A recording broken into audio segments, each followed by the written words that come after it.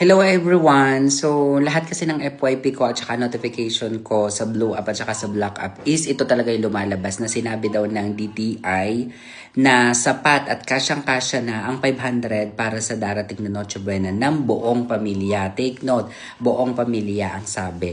So, sa panahon kasi ngayon, ano nang maaabot ng 500 pesos?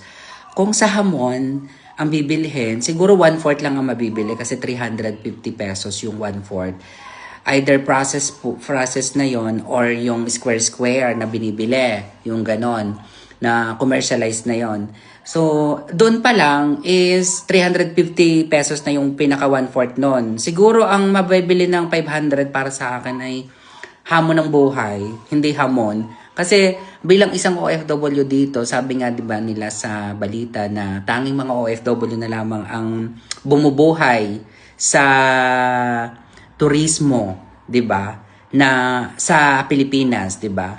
So, bilang isang OFW, kami ay aware sa mga nangyayari din sa Pilipinas dahil sa dami o sa taas ng mga bilihin sa ngayon. So, sa tingin nyo ba, DTI ay sasapat o kakasya ang 500 peso? Siguro kung ano, pang single lang siguro yun. Baka nga hindi pa sasapat kung pang single kasi syempre marami din ang gusto, 'di ba? So, ayun lang.